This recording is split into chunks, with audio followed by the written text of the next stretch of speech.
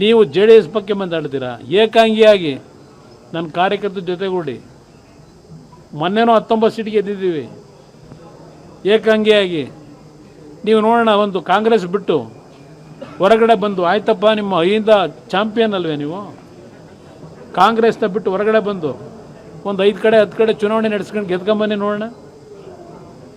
JDS ಬಗ್ಗೆ ಅಷ್ಟು ಲಘುವಾಗಿ ಯಾವ ಪಕ್ಷ ಒಂದು ಮೊದಲನೇ ಹಂತದಲ್ಲಿ ನಿಮ್ಮ ರಾಜಕೀಯ ಜೀವನಕ್ಕೆ ಆಶ್ರಯ ಕೊಟ್ಟಿತ್ತು, ಆ ಪಕ್ಷದ ಬಗ್ಗೆ ಲಘುವಾಗಿ ಮಾತಾಡೋದು ನಿಲ್ಲಿಸಿ. ಶಾಶ್ವತ ಅಲ್ಲ ಯಾರಿಗೂ, ನಮಗೂ ಶಾಶ್ವತ ಅಲ್ಲ, ನಿಮಗೂ ಶಾಶ್ವತ ಅಲ್ಲ. ಈ ಒಂದು ದೇಶದ ಇತಿಹಾಸದಲ್ಲಿ ಚಂದ್ರಗುಪ್ತ ಮೌರ್ಯನ ಕಾಲದಿಂದ ತಗೊಂಬನ್ನಿ, ಯಾವ್ಯಾವ ಸಂತತಿಗಳು ಏನೇನಾಗಿದ್ದಾವೆ ಅಂತ ಹಿಸ್ಟ್ರಿ ಇದೆ. ಯಾರು ನಿಮ್ಮ ಅಧಿಕಾರದ ಆಸೆಗೋಸ್ಕರ ನೀವು ಆ ರೀತಿ ಅಂದ್ರೆ ಪಕ್ಷದಿಂದ ಅವ್ರನ್ನ ಉಚ್ಚಾಟನೆ ಮಾಡಿದ್ರೆ ಯಾವ್ದು ನಮ್ದು ಲೆಕ್ಕಕ್ಕೆ ಇರಲಿ. ನಾನು ಮಂತ್ರಿ ಆಗಿದ್ನ 2006 ಗೆದ್ದೆ, ನಾನು ಮಂತ್ರಿ ಆದ್ನ.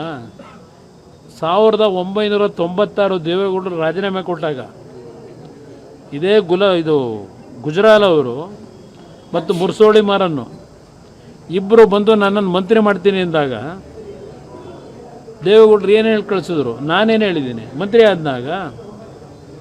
ನಾವು ಜನ ಸೇರಿಸೋದು, ಫುಟ್ಪಾತಲ್ಲಿ ನಿಂತಿರೋದು ನಾವು, ಇವರು ಕಾಲ ಮೇಲೆ ಕಾಲು ಹಾಕೊಂಡು ವೇದಿಕೆಗೆ ಬಂದು ಭಾಷಣ ಮಾಡೋದು, ಇದು ನಡ್ಕೊಂಬಂದಿದ್ದ ಪದ್ಧತಿ ಇಲ್ಲಿ. ನೀವು JDS ಬಗ್ಗೆ ಮಾತಾಡ್ತೀರಾ ಏಕಾಂಗಿಯಾಗಿ ನನ್ನ ಕಾರ್ಯಕರ್ತರ ಜೊತೆಗೂಡಿ ಮೊನ್ನೆನೂ 19 ಸೀಟ್ ಗೆದ್ದಿದ್ದೀವಿ ಏಕಾಂಗಿಯಾಗಿ. ನೀವು ನೋಡೋಣ, ಒಂದು ಕಾಂಗ್ರೆಸ್ ಬಿಟ್ಟು ಹೊರಗಡೆ ಬಂದು ಆಯ್ತಪ್ಪ ನಿಮ್ಮ ಐಯಿಂದ ಚಾಂಪಿಯನ್ ಅಲ್ವೇ ನೀವು? ಕಾಂಗ್ರೆಸ್ನ ಬಿಟ್ಟು ಹೊರಗಡೆ ಬಂದು ಒಂದು 5 ಕಡೆ 10 ಕಡೆ ಚುನಾವಣೆ ನಡೆಸ್ಕೊಂಡು ಗೆದ್ಕೊಂಬನ್ನಿ ನೋಡೋಣ. JDS ಬಗ್ಗೆ ಅಷ್ಟು ಲಘುವಾಗಿ ಯಾವ ಪಕ್ಷ ಒಂದು ಮೊದಲನೇ ಹಂತದಲ್ಲಿ ನಿಮ್ಮ ರಾಜಕೀಯ ಜೀವನಕ್ಕೆ ಆಶ್ರಯ ಕೊಟ್ಟಿತ್ತು, ಆ ಪಕ್ಷದ ಬಗ್ಗೆ ಲಘುವಾಗಿ ಮಾತಾಡೋದು ನಿಲ್ಲಿಸಿ. ಶಾಶ್ವತ ಅಲ್ಲ ಯಾರಿಗೂ, ನಮಗೂ ಶಾಶ್ವತ ಅಲ್ಲ, ನಿಮಗೂ ಶಾಶ್ವತ ಅಲ್ಲ. ಈ ಒಂದು ದೇಶದ ಇತಿಹಾಸದಲ್ಲಿ ಚಂದ್ರಗುಪ್ತ ಮೌರ್ಯನ ಕಾಲದಿಂದ ತಗೊಂಬನ್ನಿ,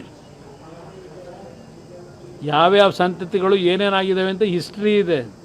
ಯಾರು ನಿಮ್ಮ ಅಧಿಕಾರದ ಆಸೆಗೋಸ್ಕರ ನೀವು ಆ ರೀತಿ ಅಂದ್ರೆ ಪಕ್ಷದಿಂದ ಅವ್ರನ್ನ ಉಚ್ಚಾಟನೆ ಮಾಡಿದ್ರೆ ಯಾವ್ದು ನಮ್ದು ಲೆಕ್ಕಕ್ಕೆ ಇರಲಿ. ನಾನು ಮಂತ್ರಿ ಆಗಿದ್ನ 2006 ಗೆದ್ದೆ, ನಾನು ಮಂತ್ರಿ ಆದ್ನ. 1996 ದೇವೇಗೌಡರು ರಾಜೀನಾಮೆ ಕೊಟ್ಟಾಗ ಇದೇ ಗುಜರಾಲ್ ಅವರು ಮತ್ತು ಮುರ್ಸೋಳಿ ಮಾರನ್ನು ಇಬ್ಬರು ಬಂದು ನನ್ನನ್ನು ಮಂತ್ರಿ ಮಾಡ್ತೀನಿ ಅಂದಾಗ ದೇವೇಗೌಡರು ಏನು ಹೇಳಿ ಕಳಿಸಿದ್ರು, ನಾನೇನು ಹೇಳಿದ್ದೀನಿ ಮಂತ್ರಿ ಆದನಾಗ. ನಾವು ಜನ ಸೇರಿಸೋದು, ಫುಟ್ಪಾತಲ್ಲಿ ನಿಂತಿರೋದು ನಾವು, ಇವರು ಕಾಲ ಮೇಲೆ ಕಾಲು ಹಾಕೊಂಡು ವೇದಿಕೆಗೆ ಬಂದು ಭಾಷಣ ಮಾಡೋದು, ಇದು ನಡ್ಕೊಂಬಂದಿದ್ದ ಪದ್ಧತಿ ಇಲ್ಲಿ.